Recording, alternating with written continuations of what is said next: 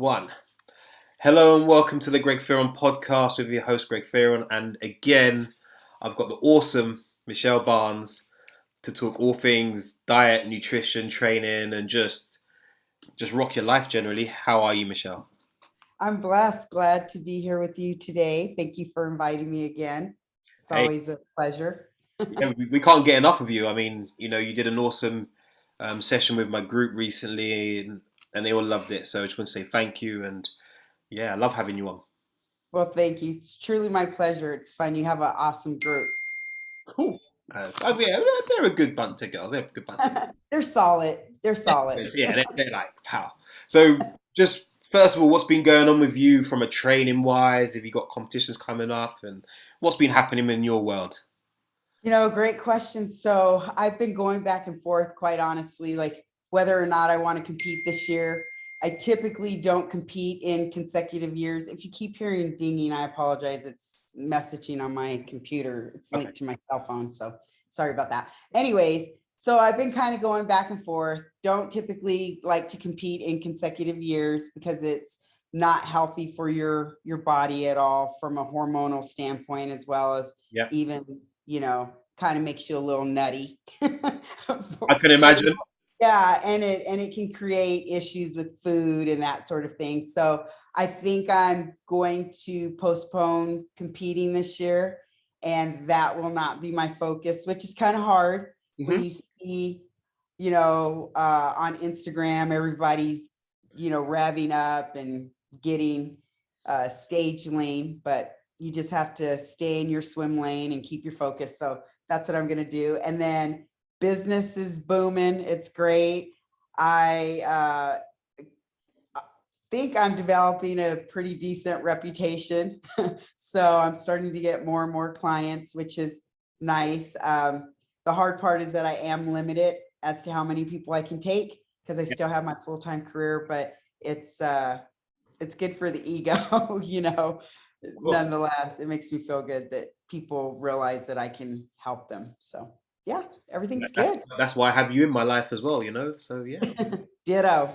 Ditto. So you raise a really good point actually about the fact you're not going to compete, but yet you're Mhm. seeing everyone on Instagram doing all of this or doing all their stuff. Do you think that's something that the ladies and gentlemen, I know you coach the guys as well, need to sometimes get that tunnel vision too, and not be so worried about what they see on social media? Oh, absolutely. I think that it impacts all of us, right? Like we have to realize that social media is kind of I the first word that pops into my head is evil. Okay. Probably not the right word, but it's a highlight reel of people's lives, right? It's not truly indicative of their true life. Even the pictures that they post, you'll see a picture on social media, whether it's Facebook, Instagram, and I mean, these people look freaking phenomenal. And you don't realize that they've picked the perfect lighting. They've taken 100 photos, selfies, and they've meticulously gone through, maybe put a filter or so on it, and created this image that if you were to see them in person, you'd be like, that ain't you. Like, when was this taken? And Mhm. you'd be surprised for them to say, oh, it was taken like a couple of days ago. And you're like, no.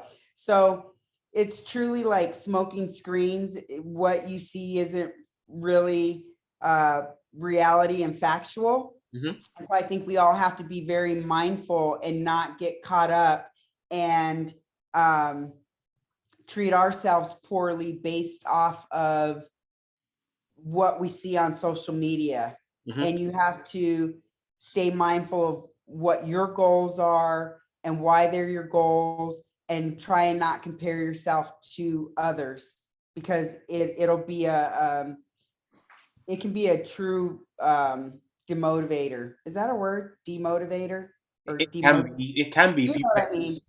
Yeah. It'll totally screw you up mentally. It can Mm. make you feel like you're not doing enough, you're not good enough, and it can mess with your self-confidence. So it's good to just kind of do your thing, keep your head down and grind. And if you do the work and you're consistent, you'll see progress. Yeah. I'm going to come back to that in a minute because that's been a real big drum that I'm beating about consistent. Just be consistent. Be Mm-hmm. perfect, be consistent. But Right. Right. yeah, hold that fight, hold that thought because I know I want to bang on that one really big at some point. But just on that whole thing about Instagram people looking perfect, Mm-hmm. it can be really tough for someone to stay lean all year round, right? Oh my goodness. Yes. Yes, it can be. And depending on the level of leanness, it may not be healthy. It may be healthy or not.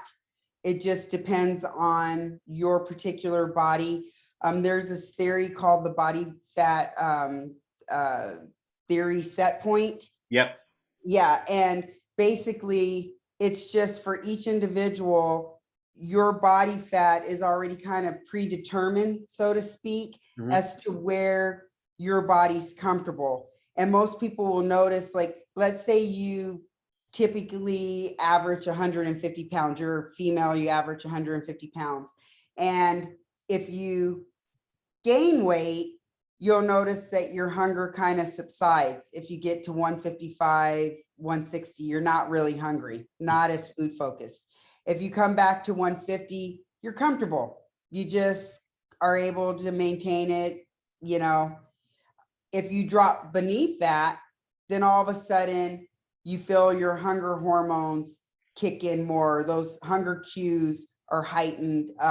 You become a little bit more food focused. It's because your body wants to stay at this homeostasis kind of, this balance. Yep. And so it'll keep bringing you there.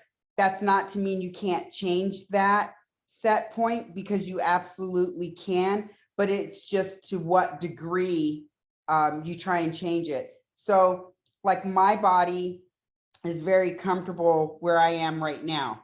Mm-hmm. And if I try and get a little bit heavier, it's uncomfortable for me. Mm-hmm. If I go beneath this, it's where I start to struggle to maintain that level of leanness, Mm-hmm. So Yep. it all just depends on your individual physique and what makes sense for you, Hmm. you know? And I think that's the big thing about the comparison is like people will ask me, "Oh, Greg, well, what calories is this person on?" And I'm Yeah. like, "They're on their calories. Let's talk Yes. about your calories or your kind of program." Right. I totally agree with that, because, you can take two individuals, same height, same age, same weight, relatively same body composition, but one's calories may be higher, one may be lower. What it takes for one to maintain that particular body composition, and it may be a breeze for them, it may be like a grind for the other person. So you really, and I'm guilty of it. I've been truly guilty of it, comparing myself and stuff. And that's when I have to level set my mind and say, okay, hello, like, let's have, have a talk with Jesus and bring it down, Yep. you know? Yeah. I think then that's where this problem comes up is that there's so many of these kind of 6 week plans, right? It's if you follow this 6 week diet plan and this training plan, you're going to look awesome. Hmm. It then doesn't teach you to deal with the individualities of you. Right. And you have to be very careful and very leery of those type of quick fixes, because there's no such thing. If you want sustainable weight loss and results, you have to, well, you don't have to, but if you go slower, you're more than likely going to be able to maintain and keep those results, or the majority of them. If you go fast and quick, and yeah, you'll get the results.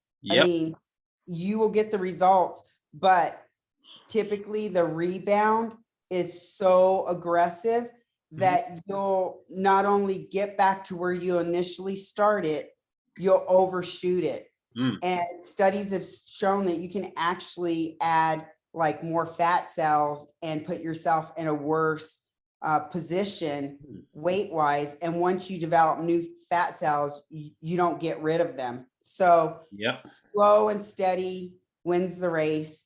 Everyone wants, fast results, quick results.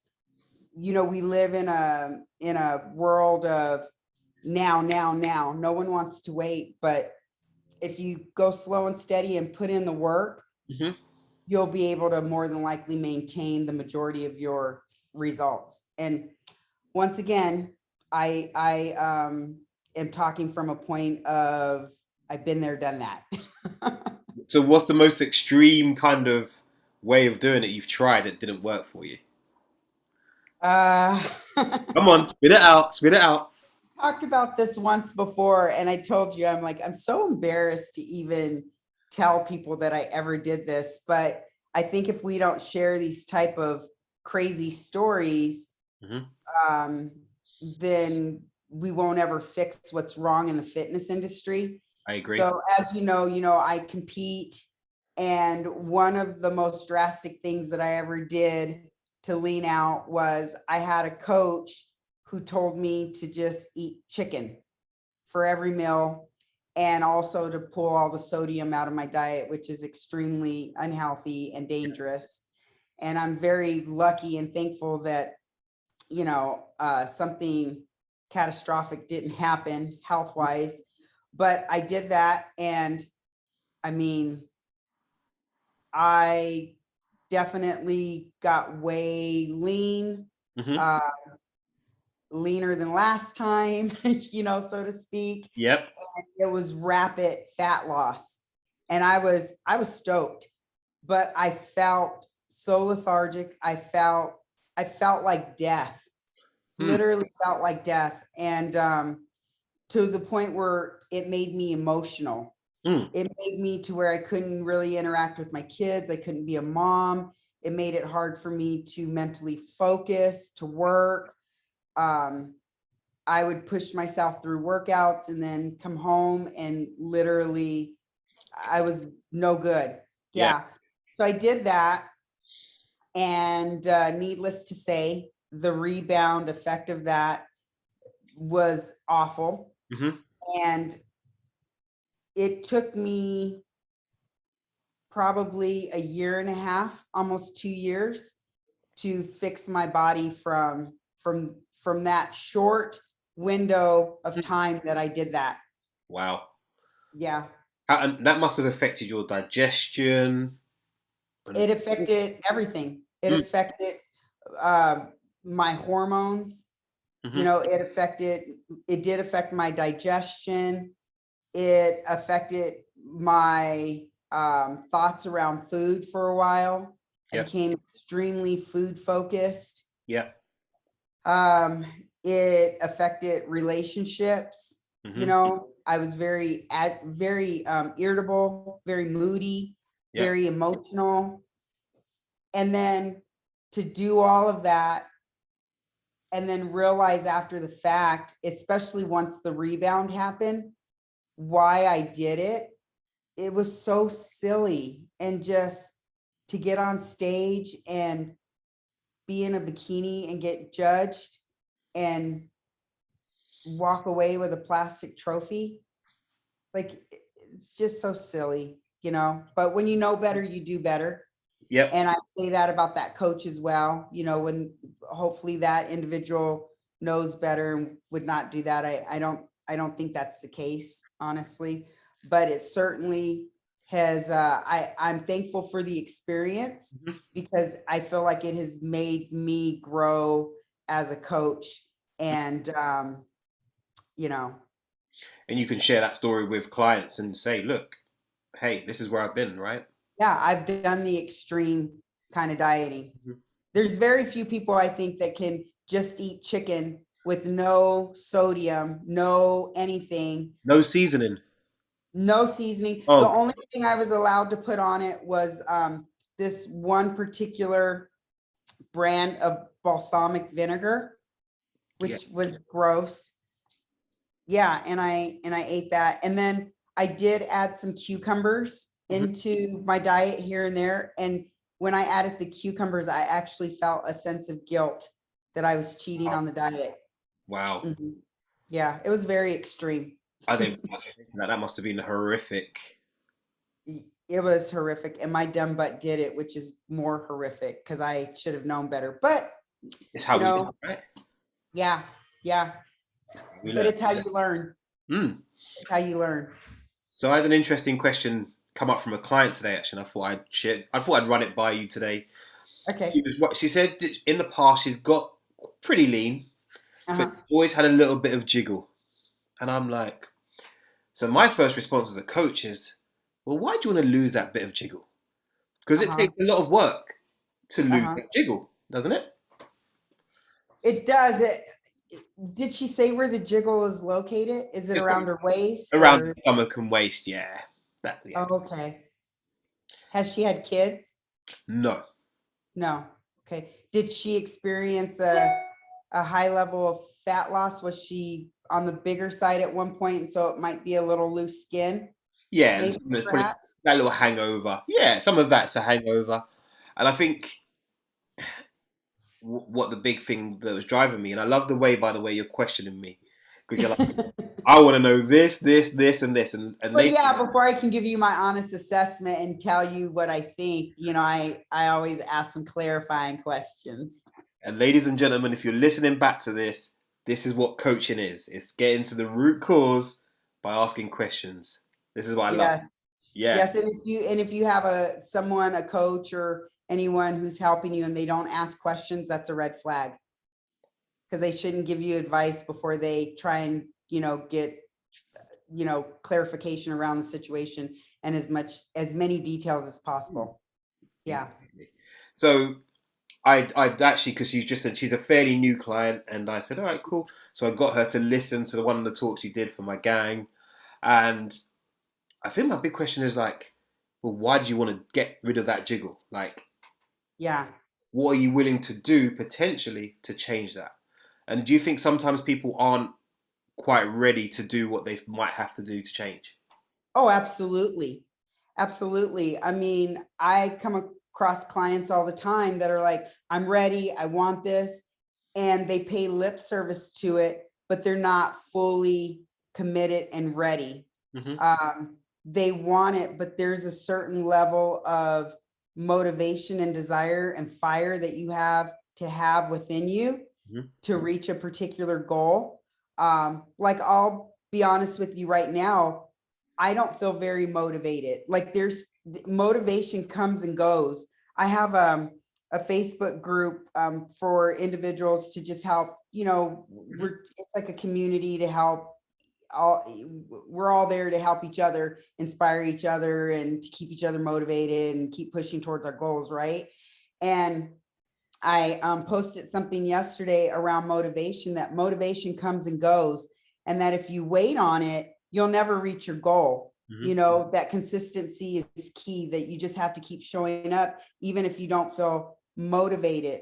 But when you have a goal that is that specific and that challenging, you have to have almost like this fire lit inside of you that no matter what, you're going to meet that goal. Mm.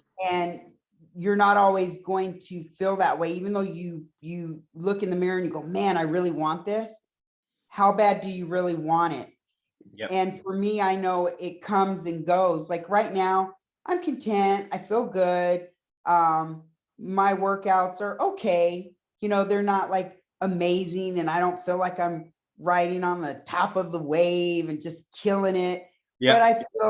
I feel good, and I'm thankful that I keep showing up, and I pat myself on the back for showing up, because there's days that I don't want to go, because there's peaks and valleys, in fitness. And right now I'm kind of in a valley and not, riding that peak. Hold on, I apologize. That's My okay. pup is being loud. This is how But people real life. yeah. But so in order for her to truly want to lose that jiggle, depending on how lean she's gotten and if she's at close to her body fat set point and all of that, it may be more challenging than what she realizes, and the work requirement may be tremendous, Yep. not, it just depends. But yeah. And the last thing I'll say about that Hmm. is, sorry, I have the gift of gab. No, talk away, talk away. I love Yeah. The last thing I'll say about that is, you know, with fitness, I find that we're never that. happy. Yeah. It's never good enough. And depending on how far she's come, she may want to stop and just appreciate how far she's come. Yep. And because we're always searching for this level of perfection. Hmm. Like even when I'm getting ready to compete, I'm constantly looking at my body, and instead of appreciating, wow, just how far I've come and how amazing Hmm.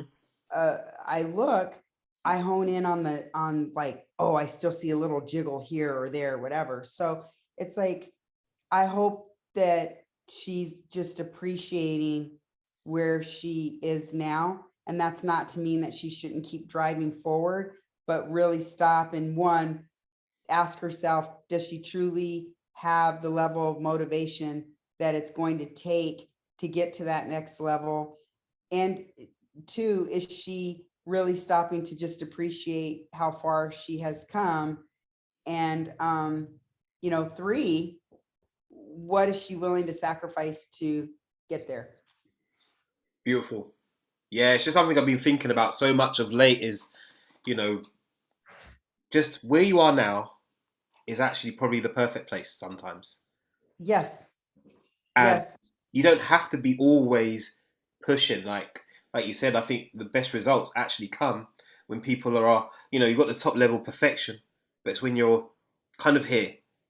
And if you can stay here long enough, you'll get to the goal. Yeah. Yeah, exactly. You don't always have to be on fire, you Mm. know? And I feel like when I'm at the point that I'm at now, where I am struggling a little bit with motivation and needing to be consistent, that these are the times that I have the most growth, Yep. because it helps me to identify more with my clients and the struggles. Because it's easy when you're riding that wave and you feel on fire and you feel like unstoppable and you're just like, yeah, Crushing and you're it. just kind of like, what do you mean you don't want to eat a kale salad? What do you mean you want to eat pizza and ice cream? Like, think about your results. Come on now, Um, yeah, I think it helps you with your level of growth and understanding and meeting your clients like in the middle, you know. But the body doesn't care about the kale. It doesn't care about the goal. The body just cares about, I'm hungry. I want to eat. We're, Yes. we're a McDonald's. I want to eat. There's a McDonald's. Yes. There's a Five Yes. Guys. I want to eat. And that's why it's important to have balanced meals and not to starve yourself trying to lose weight and do drastic things. Hmm. It's important to um, not be afraid of carbohydrates and eating. And that way, you don't get to a point in the day where, yeah, you've done well the first, several hours, and then you hit a breaking point where you feel famished, and then you're eating everything that's not nailed down. And Yeah. then you've made some bad choices. Mhm. I so balance is key. It just is key. Hmm. And Yeah. sometimes balance doesn't exist. Like sometimes the scales kind of go that way, then they have to go that way, and you kind of seesaw, right? Yes, yes, I totally agree. I totally agree. Yeah. So, um, I mean, nothing's perfect. It goes back to nothing's perfect. And it's all about just trying to create the standard of being consistent. And that's no matter what you do, right? And it's a daily struggle. It So is. here's a question for you then, right? So people will study. Mhm. They'll go and do a degree, and they'll do 3 years of study, 4 years of study, go and do it, and they'll put all their effort in. But then when it comes to their own health, Mm. they won't do it. What are your thoughts on that? I'm just curious. They're just not they're just not motivated, they're lacking that motivation, and they're lacking the desire for change. They maybe not the motivation. I'm gonna retract that. It's not motivation, because like I said, motivation comes and goes, and if you live by that, you won't do anything. You'll kind of be stagnant, because Yeah. you'll have up periods and down periods. It's just that they don't recognize that there needs to be a change, and if they do recognize it, they're just not at a point where they're willing to do the work to make the change happen. Mhm. And that's okay. um because, like, as much as I want to jump into some of my clients, into their bodies, and take over and do the work for them so that they can experience how amazing it feels to be active and move their bodies, and how good it can feel to make good dietary choices, and that's not to mean that you can't have that balance and enjoy fun foods, and Oh, yeah. sometimes sit on your butt or whatever. But I just wish that they could experience that, because I think if people could experience that, it would maybe frame it a little different.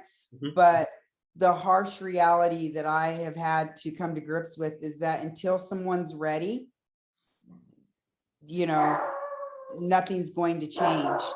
Nothing will. And yeah, and they can have all the knowledge, Oh you yeah. know.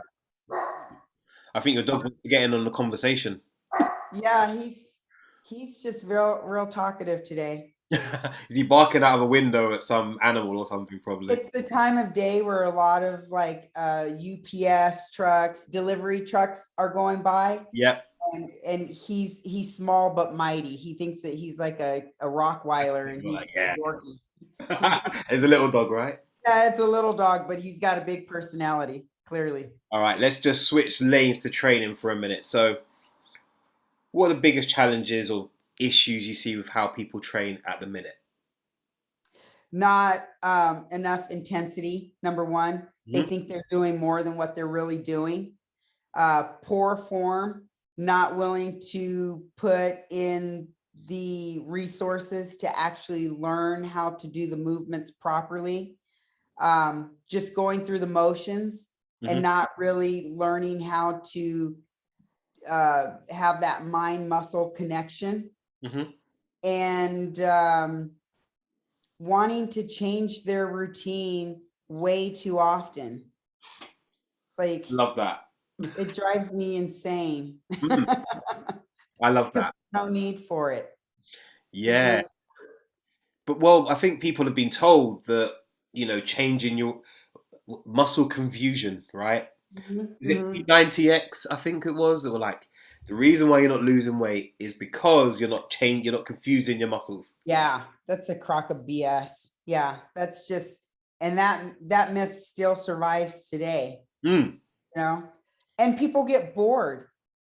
And I realize that they get bored because they're truly not invested. They're just wanting to go through the motions. Hmm. Because if you're truly invested and you're really honed in, you won't get bored, because you're really creating that mind muscle connection, and you're really feeling the muscle work, and and if you're not feeling it, you're searching to feel it, and you're looking for the pump, and you're excited about the fact that last time you were only able to do 8 reps, and now you're able to do 10, or you did 25 pounds last time, and this time you were able to do 30. Like, and all those little victories keep you engaged and keep you excited. But if you're just merely going through the motions and you're like, okay, I did it, what's next?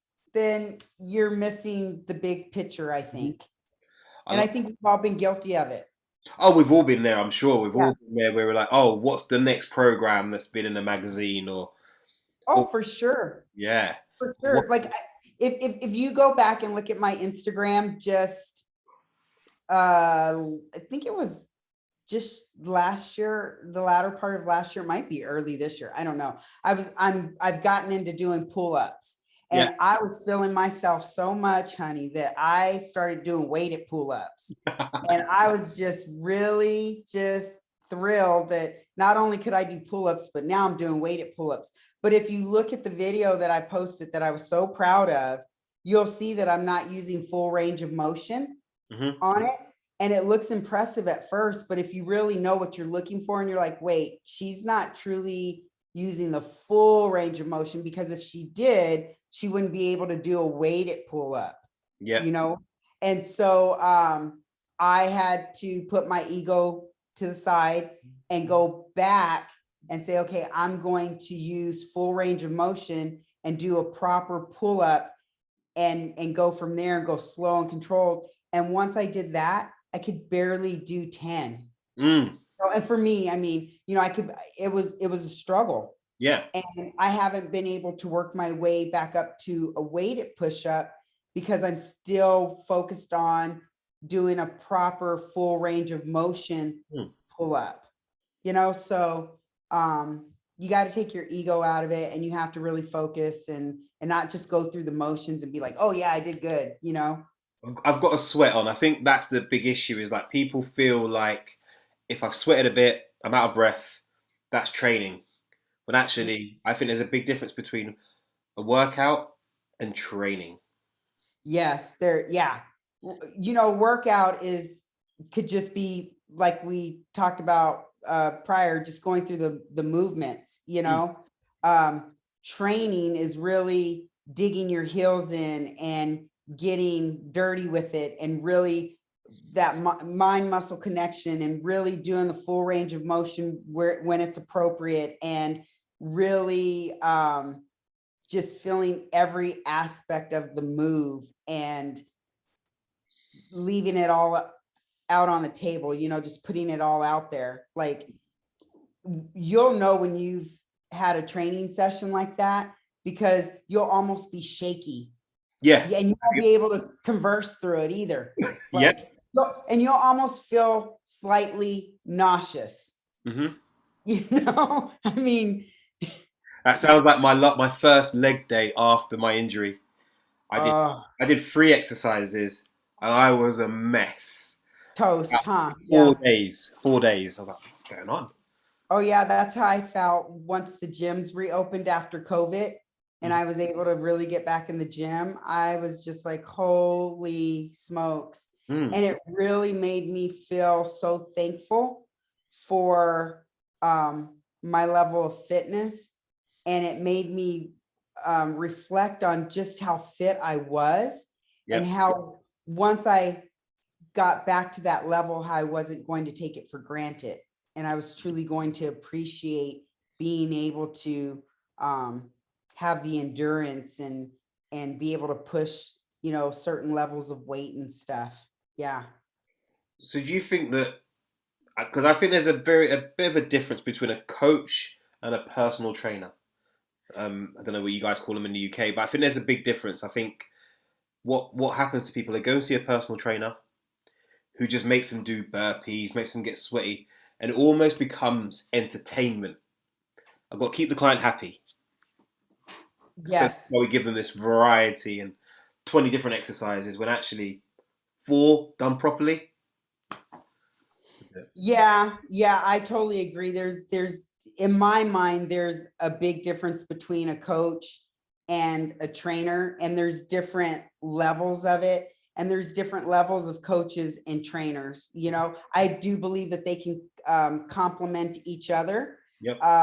But yeah, I feel like trainers or yeah, like trainers just kind of sometimes are just taking clients through the movements, but are they really teaching them? A good trainer will teach you along the way and perfect your form, because the goal is to not always need them. And then a coach, coaches you through it all as well. And then, in my mind, a coach also helps to keep you accountable and supports you, and talks you off the ledge when you're getting ready to jump because you've gotten frustrated Yep. at the lack of progress or when you've plateaued. And then they also help, you know, um, keep you dialed in to your nutrition, because that's really how you make your progress, in my opinion. Mm. Is And like you're in pretty good shape most of the time. So do you do any HIIT training? That's a great question. So I used to do a lot of HIIT. Mm-hmm. Like I used to incorporate a lot of HIIT, but now I kind of shy away from HIIT a little bit, Okay. only because I feel like it can be very hard on your body to recover. So it depends on where you're starting out and how lean you are. The leaner you are, the less you want to do HIIT, in my opinion, Mm-hmm. because your body just can't recover as fast. Um, if you're kind of in the middle, then that's a great point to where you can incorporate HIIT, Mm-hmm. because your body can recover, because you do have, the supportive added fat on your frame and that sort of thing. But it's all about how lean you are and that sort of thing. So for me, I don't necessarily incorporate HIIT like I used to. I still do prescribe it to some of my clients, Mm-hmm. but not all the time. I've gotten more into uh, low intensity, steady state cardio, Mm-hmm. but they're all good and they all have a place, Yeah.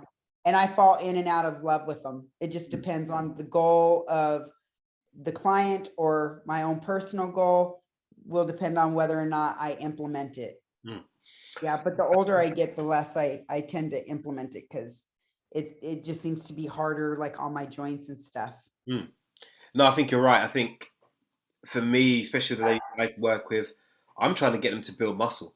I'm like, Mhm. let's get you strong. Let's get you mobile and get you strong. You don't need to get too sweaty all the time. Like, do some Yeah. cardio. I think some low intensity steady state is probably more awesome than people give it credit for. But I think HIIT is sexy. HIIT is sexy, yeah, because you're sweating a lot, your heart rate's up, you really feel like you've just really done something.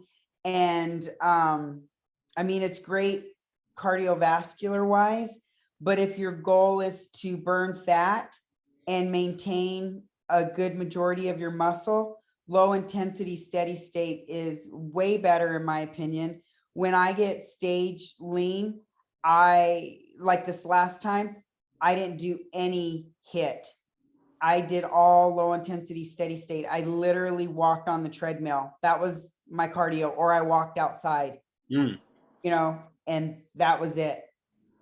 Is it because HIIT is deemed to be quick? So that's why it's like, yeah, I'll do some HIIT. Yeah, quick is HIIT is deemed to be very quick, like in and out, and then people have said, like, if you do HIIT, then it lasts throughout the day, whereas low intensity steady state, it's just for that point, and as soon as you stop, it stops. But I believe, and hopefully I'm not misquoting it, but I believe the afterburn Yeah, effect is only like 30 calories for HIIT. And I mean, you can do that by eating, half an hour. yeah, yeah. One less bite of an apple, you're good. Yeah, You exactly. know? So it's not that serious. And your risk of injury goes up significantly when you're doing HIIT and all the crazy stuff. And so I just kind of steer away from it. And I used to do a lot of running and all of that. And it just was truly impacting like my knees and my hips and my lady parts, all the jarring and stuff. Yeah. And I just don't do that anymore, and I feel so much better. And I got the leanest I've ever been this last time by strictly, like I said, doing low intensity steady state cardio. And dialing in your diet, I'd imagine as well, right? Oh, for sure. The diet is like the biggest part of it. You can't outwork a bad diet. You just can't. I have tried, I have tried, I have tried. I've tried to cheat the system, but you can't outwork a bad diet, you know. You can go and work out until you're blue in the face, but if you come home and you eat a crappy diet, it's going to show. What you do in private, you wear in public. Just remember that. Amen to that. Like, And you're not fooling anyone. yeah, I think that's the romance that's been sold is here's my fat burning workout program.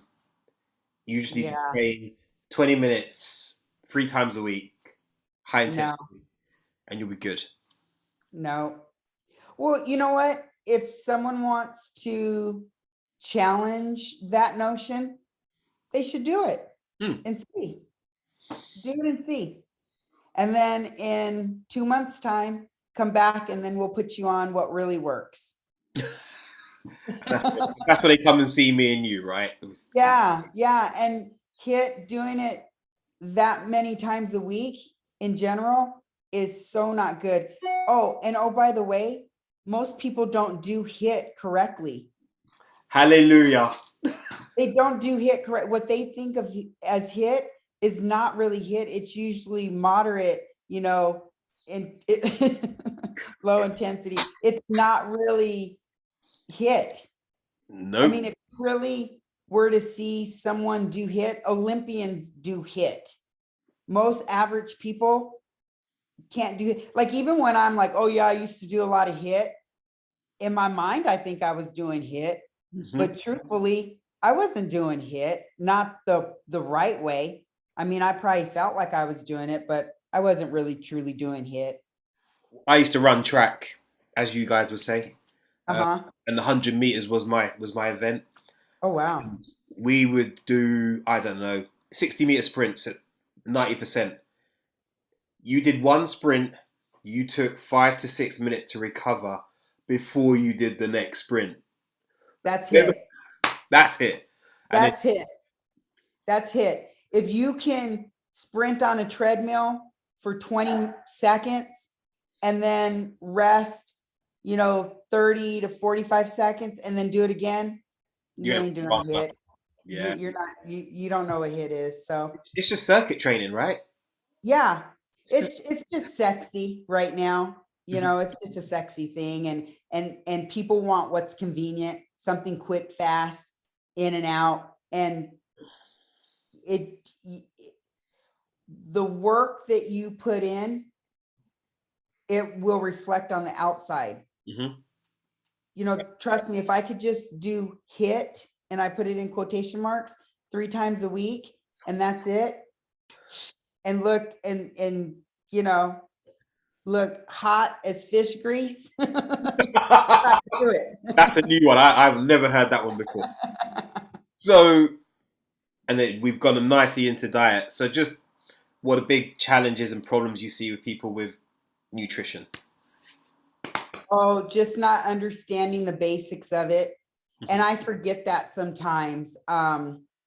As a coach, and it's an area that I've honestly been working on, is not making assumptions of what people know, because obviously that's why they're coming to us, right? Yep. But I mean, people don't really realize what a carb is, what a fat is, what a protein is. Mhm. Like, it's just that it can just be that basic, and how to pair carbs, fats, and proteins up appropriately. Mhm. And what a healthy food is versus, a nutrient dense food versus a non-nutrient dense food. Yep. Like, there's a lot of confusion around all these kind of, and I don't want to say basic, but these principles Mhm. around nutrition. And it's I mean, it's job security. For life. Well, Yeah. I guess we have to battle against the people that what I call have a diet dogma or a diet religion not diet science. Expand upon that for me. You have to follow this way of eating Oh, to yeah. get a result. Like, so you got the carnivore crowd, you've got the keto crowd, Okay. intermittent fasting crowd that you must fast. Oh, all mad. yeah, Yeah. OMAD, yeah, Yeah. exactly. Yep. I completely agree. And what people don't realize is that all of those dieting tactics work. They all work. As long as you're in a calorie deficit. So at the end of the day, it doesn't matter if you do keto, OMAD, carnivore, a carb-based diet, High paleo, yeah, yeah, whatever it is. If you're not in a caloric deficit, it doesn't matter. Like there's nothing magical about keto. There's nothing magical about intermittent fasting. What intermittent fasting does is it just helps you stay within what? A caloric deficit. Because exactly. you're putting off when you start eating. Mm. You're shortening the window of time that you're chewing. So, I mean, there's nothing magical. What makes sense to do is that if you find a diet protocol, and I hate to even say diet protocol, if you find something that can become a lifestyle, because it should be a lifestyle, if it's keto and it helps you stay healthy and it's something that is sustainable to you because it's the thing that works for you, then by all means, you should do it. And that's what's best for you. But there's no magic diet, you know? Mhm. I was just gonna say, the word diet gets really. I feel sorry for the word diet I do too. because, as you know, diet came from the word dietetica, which meant what you eat habitually. So everyone's on a diet in the whole world Yeah. right now. Yeah. It's almost like people are almost offended if they say something around "I'm on a diet." It's like, oh, it's like they're a Yeah. vampire or something. I don't know. Yeah. No, it's true. And what it really should be is just like lifestyle changes and whatever works to help you live and sustain a healthier lifestyle Yeah. so that you can exist longer, right? Hmm. And whatever works for you. Just yeah, yeah. There's too much tribalism in this whole thing for me. I'm just like, there is food, and then there's the person and their Mhm. lifestyle and their culture. Because that's another thing people don't take into account culture. So they're going to do keto, but they come from a culture of high carb diets, and I'm like, Yes. that's not going to mix well. It's not going to mix well because it's too drastic of a change. Hmm. Someone who comes from a culture where they eat high carbs, if that were my client, I'd be more inclined to put them on a carb-based diet. I would just put them in a caloric deficit within that carb-based diet so that they don't feel restricted, they don't feel overwhelmed, they don't feel like it's been this, like someone has just pulled a rug from underneath them, and it's a kind of a gradual process into it, you know? But if I have someone who comes to me and they're like, I tend to eat a lot of fat in my diet, I'm not a big carb eater, this and that, then that might be a person who's going to do better on a ketogenic diet. Yep. And nothing set in stone. You're really just rolling the dice to see what works, Hmm. for each individual and for yourself. I mean, I know I've tried, I make it a point to try all different types of, you know, dieting protocols just to experience them and see how my clients may Yeah. feel on them and understand the struggles and everything. And, Hmm.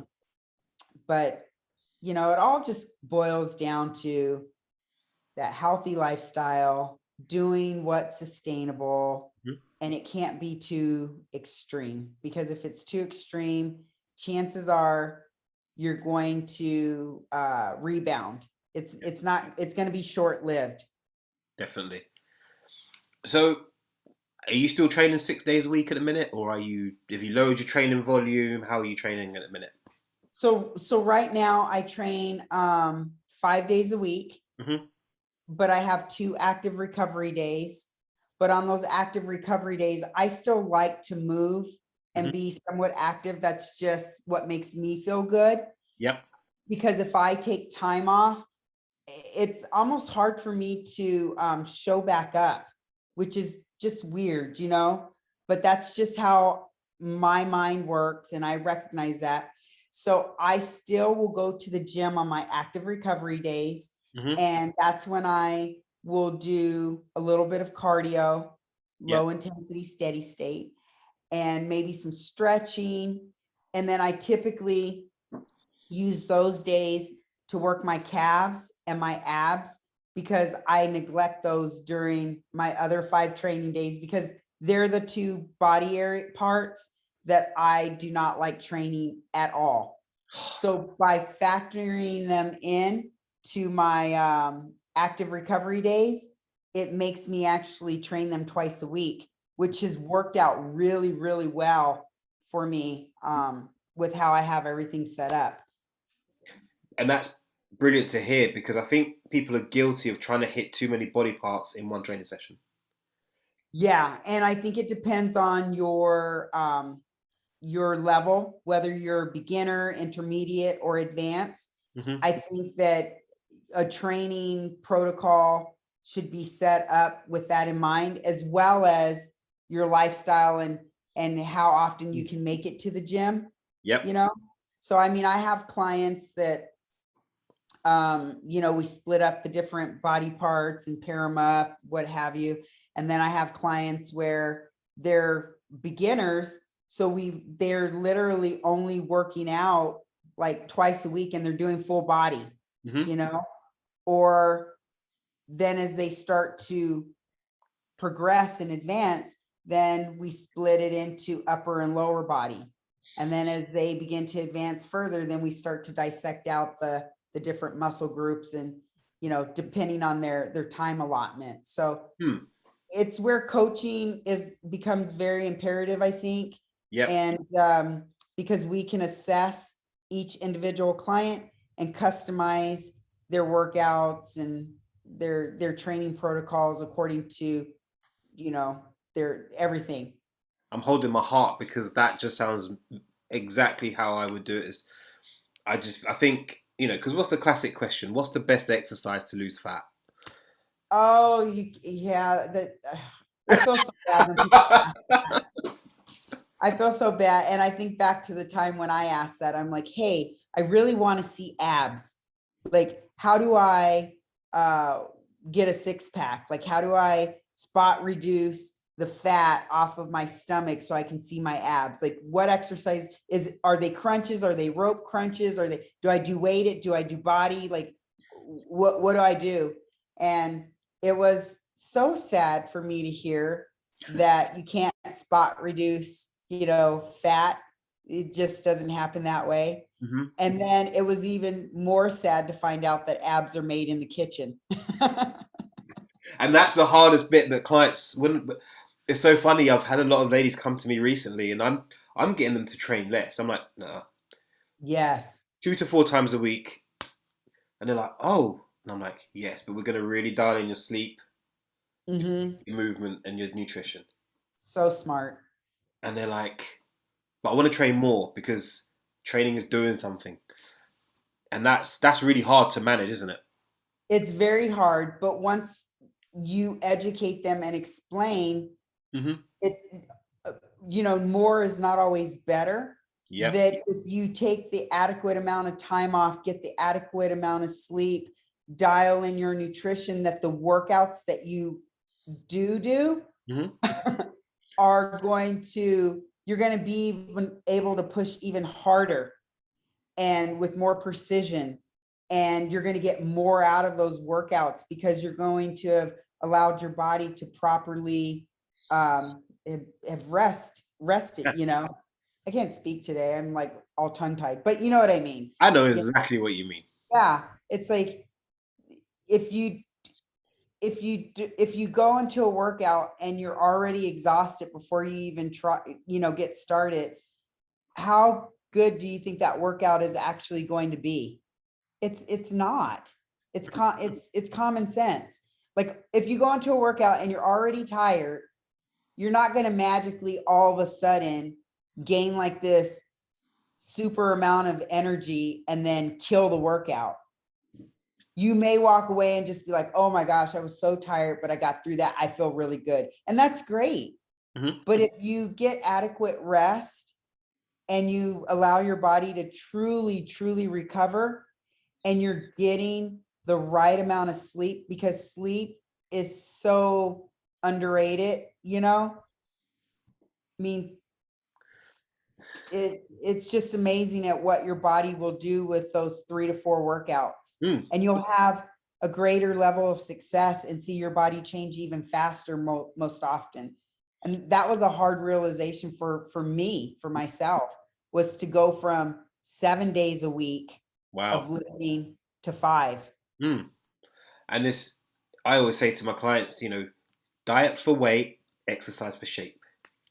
Oh, I love that. Yes. Lifting is what shapes your body. You know, dieting is what shows you that shape. Exactly that. You can you can There's, you can steal that one. Yeah, hey, that's I, I'm gonna be a thug and take it. yeah. You win. At the minute, you could probably lift heavier than me. So you know what? I'm gonna say, yeah, you win. No, no, I deadlift you for it or something. You'll win. So, is there an exercise you really hate? uh, you know what exercise I realize that I just don't like? Hmm. It's rear delt, like lateral raises, Yeah, flies. yeah. Like some people call them rear delt lateral raises, some call them rear delt flies. I realize that I absolutely loathe doing those. And I've done them for so long. And within the last, and it's funny you should ask me that, because within the last couple of weeks, Hmm. I just said, you know what? I'm not doing this exercise, because when I'm doing it, I'm in my head about it. I'm thinking negative about them. I find myself just going through the motion just to get through them, Hmm. and I'm not enjoying them. I try to find that mind muscle connection, and I kind of do, but I dislike them so much Yeah, that I'm like, I could do another exercise that maybe doesn't target them as good, but I'm going to get better results because I enjoy it more. yeah, And that doesn't mean that you shouldn't do exercises that you dislike, because, you know, there could be a whole host of those and you're like, I'm just going to avoid squats. Well, I'm not saying that, no. but that particular exercise, I just realized that I don't know what it is about it, Hmm. but I just don't like it. So I've kind of just moved away from it. I might come back to it at some point, but for right now, I'm just like, I'm done. Really interesting. Really interesting because I've done the similar thing. I was doing them the other day, and I was like, I hate this exercise. Like, I could do something else. Let me do something. Yes, Yeah. yes, yes. And I hate, even though they're amazing for your glutes and stuff, Bulgarian squats. I know, I know, Hang your head in shame, you. I know. I should just think it low and just be You're like, not in my club with the Bulgarian. I love a Bulgarian split. I know, I have like, I'm hyper flexible. And Right. so it's just an awkward feeling for me to get my foot properly stabilized on the bench Hmm. to do them. And it's just uncomfortable, but it it's one of the most amazing exercises. I just, I love yeah. them. Yeah, I just struggle through them because of how Love the hyper. booty. It's all for the Yeah, booty. Right? yeah, it's all about the booty meat. All right, and I'm gonna because we've been an hour already. That's Oh, crazy. have we? Yeah, we're nearly an hour. Like, No way. yeah, time flies when we have fun with me and you. I Start I'm totally shocked.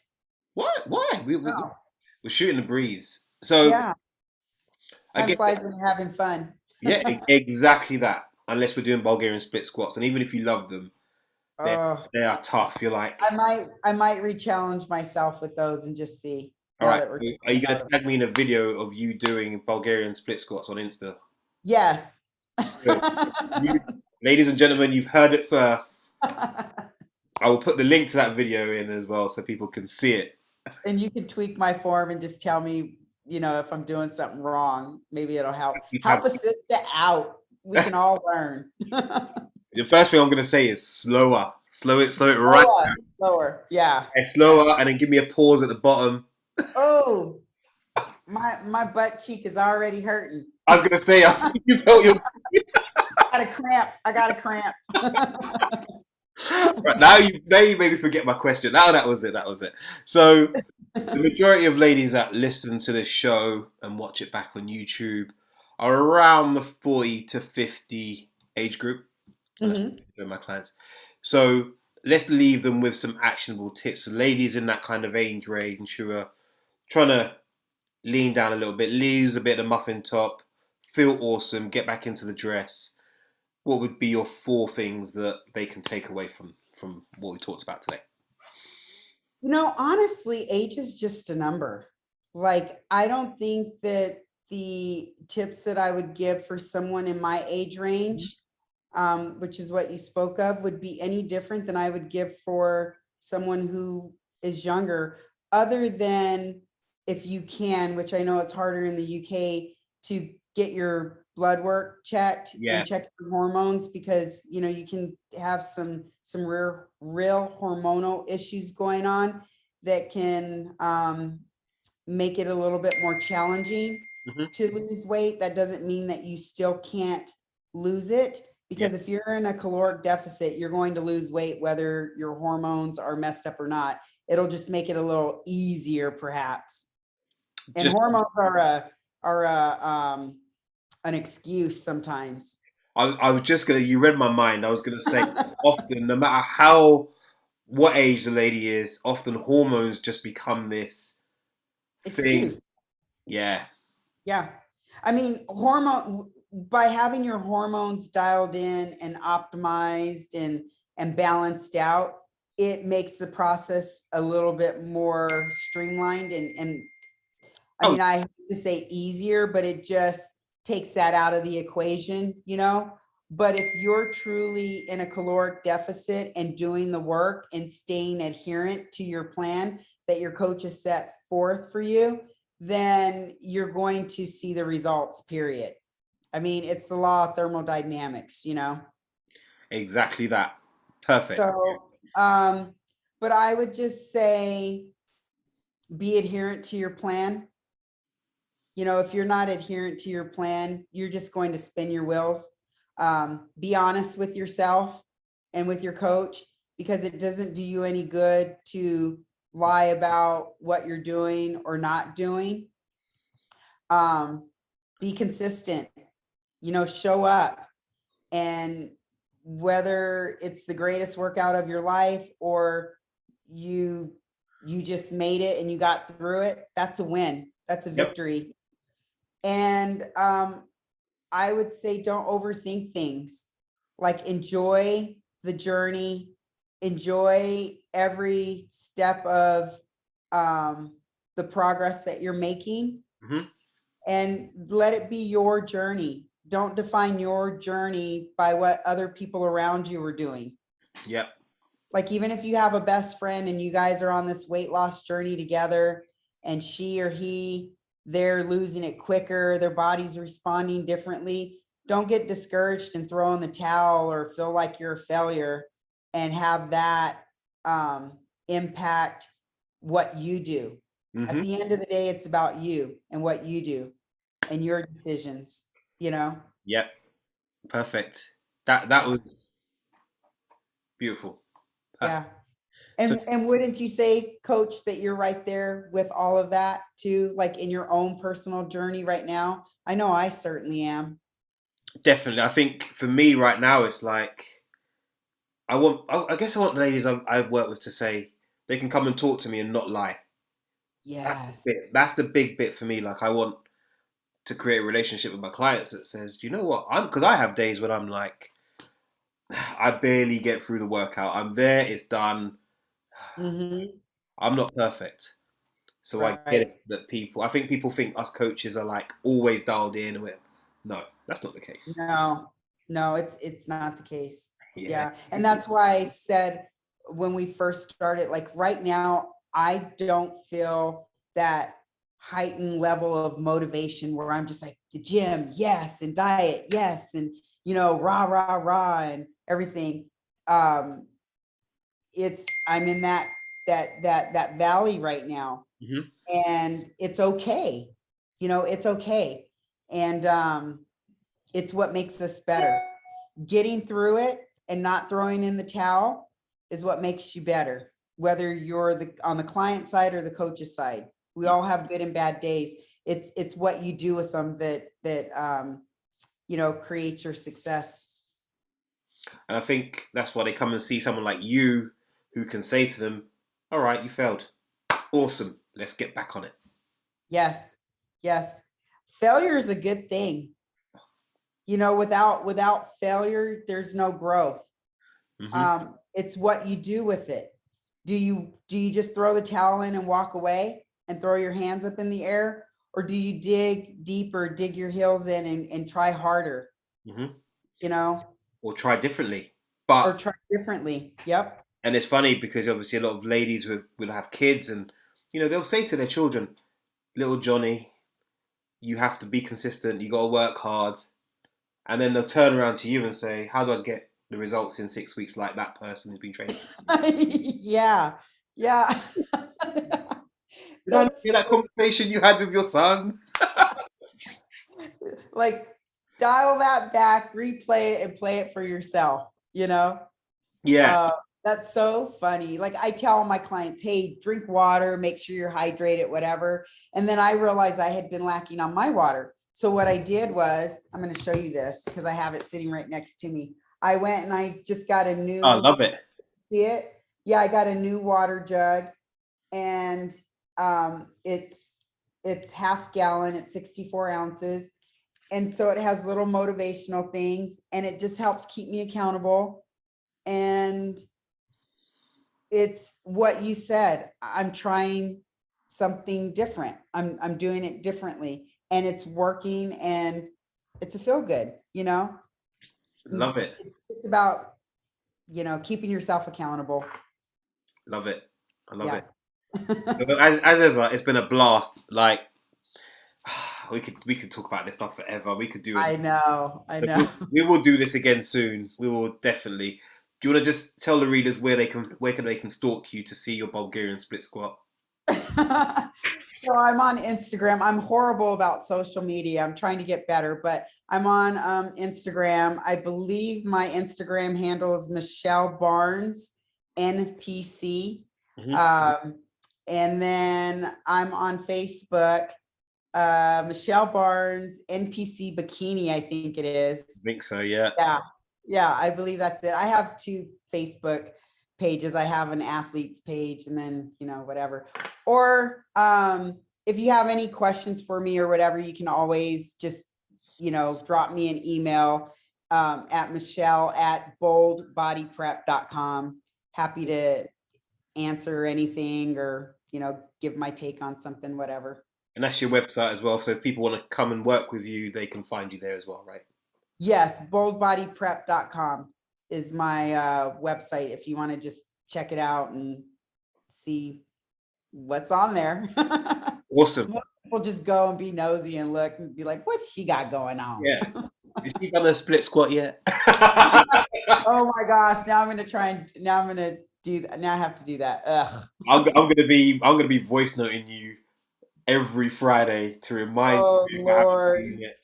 Yes. Okay. I'll make sure I'll do that. All right. Well, then that means I've got to do something in reverse, right? Yes, I have to think of what that will be. Go on. What do you hate or dislike? I shouldn't say hate. Oh Lord, red dealt flies. Oh, I know. I just those are the I worst. tell you what, I do hate. I don't train biceps. I'm like, oh, bore off. Really? Yeah, That's like for males, not to be stereotypical, but you guys typically love to train your biceps.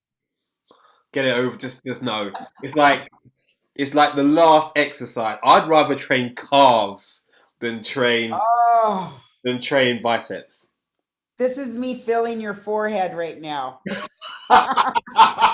if you're okay. Glands are a little bit up. Yeah, Yes. seriously. I so like the end of a session, maybe I might do like leg extension, hamstring curl, into calf raises as a little circuit at the end. Then I'll Uh-huh. oh sugar. I was meant to do bicep curls, and I'll do one set, and I'll be like, oh, let's go home. I'm done. So yeah, so there we go. We can Okay, then I expect you to tag me in some bicep stuff. done. All right, it's a deal. Accountable. So when we're gonna do this by, we gotta set ourselves some accountability. Oh, I'm on it. I'm trying to do mine today. Oh well, okay, but it's good time here, right? So by the end of next week, you will have some bicep work. Okay, okay. Well, by the end of next week, you'll have some Bulgarian split squat. Your face is like, ugh, ugh. Oh dear. All right, Michelle. Thank you very much. It's been awesome to have you on again. I'm sure Thank we're gonna do you the for having repeat. me. Like this is like the Chicago Bulls or something. I'm tipping your Jordan, and who's Rodman? That's what we got to work out. That's the crazy one. Um, SEMA. yes. All right, cool. I'll just tell her that. But yeah, no, awesome to have you on, and yeah, let's do a repeat, and I'll see you Okay. on the social media world soon. Awesome. Thank you for having me. It's always a pleasure. Thank you. All right, Bye. take care. Bye. Bye.